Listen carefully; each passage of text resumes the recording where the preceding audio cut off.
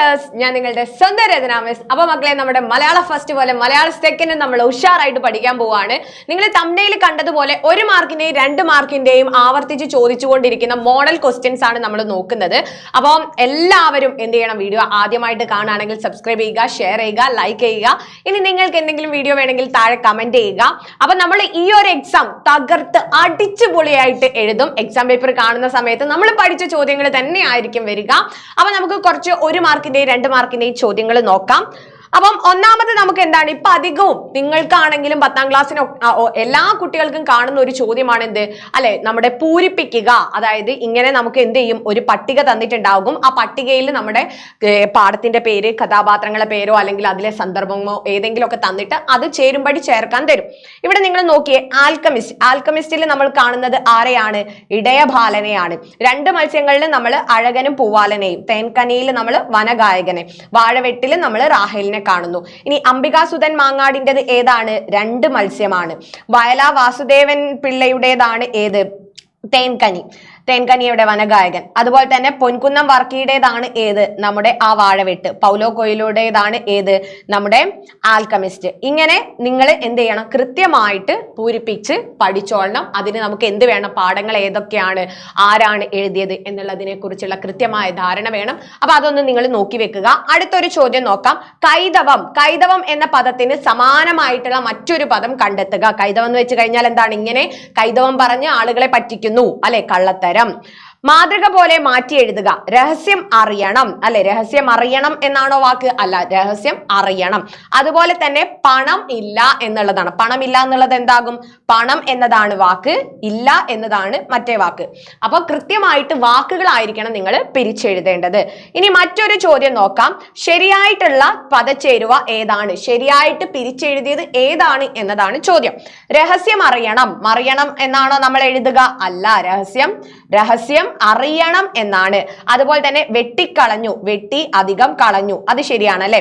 കത്തി എരിഞ്ഞു, കത്തി അധികം എരിഞ്ഞു ആണ് എന്ത്? കത്തി എരിഞ്ഞു. അരിക്കൂട്ടം, അരി അധികം ഒറ്റക്കാമതി അല്ലെ, കൂട്ടം, അതാണ് വാക്ക്. അപ്പൊ കൃത്യമായിട്ട് വാക്ക് പിരിച്ചെഴുതിയത് ഏതാണ് എന്ന് നോക്കുക. അതായിരിക്കണം എടുത്തെഴുതേണ്ടത്.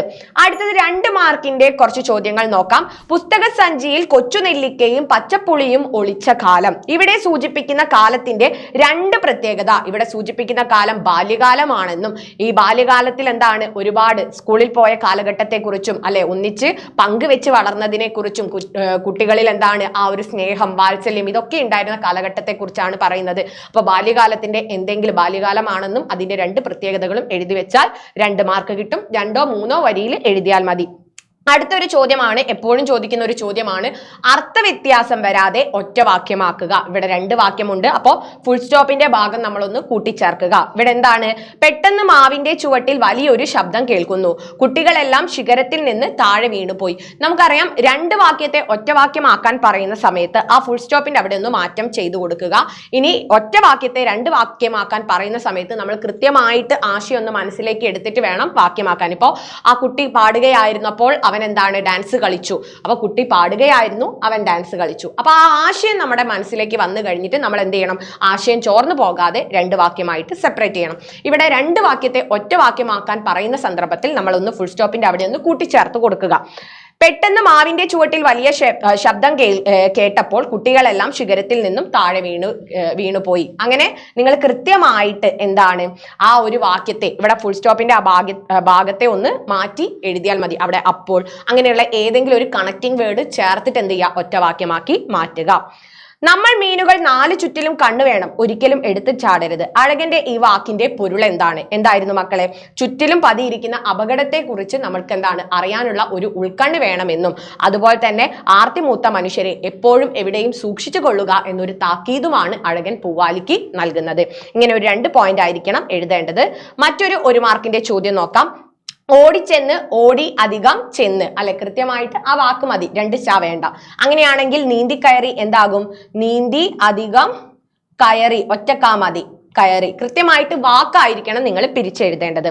ഒരു ഉറുമ്പിനെ പോലും വേദനിപ്പിക്കാതെയാണ് നടപ്പെങ്കിലും ചതുപ്പിൽ പൂണ്ട് സുഖിച്ചു കിടക്കുകയായിരുന്ന എന്നെ അദ്ദേഹം കണ്ടില്ല. ഈ വാക്യത്തിൽ അദ്ദേഹം എന്ന് സൂചിപ്പിക്കുന്നത് ആരെയായിരുന്നു? ശ്രീബുദ്ധനെയാണ് തവള സൂചിപ്പിക്കുന്നത്.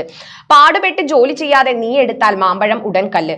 ഈ സംഭാഷണ ഭാഗത്തിന്റെ ആശയവുമായി യോജിക്കുന്നത് ഏത്? യോജിക്കുന്നത്, ചിലപ്പോൾ യോജിക്കാത്തത് ചോദിക്കാം, ചോദ്യം നന്നായിട്ട് വായിക്കണം. യോജിക്കുന്നത് എന്താണ്? പാടുപെട്ട് ജോലി ചെയ്യാതെ നീ എടുത്തു കഴിഞ്ഞാൽ അത് കല്ലായി പോകും എന്നതാണ്. അധ്വാനിച്ചാൽ മാമ്പഴം കല്ലാകും. അധ്വാനിച്ച് നേടിയതിനെ വിലയുണ്ടാകൂ. അധ്വാനിക്കാതെ നേട്ടങ്ങൾ ഉണ്ടാകാം. കല്ലെടുത്ത് എറിഞ്ഞാലേ മാമ്പഴം വീഴൂ. അപ്പൊ എന്താണ്? അധ്വാനിച്ച് നേടിയാലേ വിലയുള്ളൂ എന്നൊരു പാഠമാണ് ഇതിലൂടെ നൽകുന്നത്. ഇല്ലെങ്കിൽ അതെന്താകും? കല്ലായി മാറും.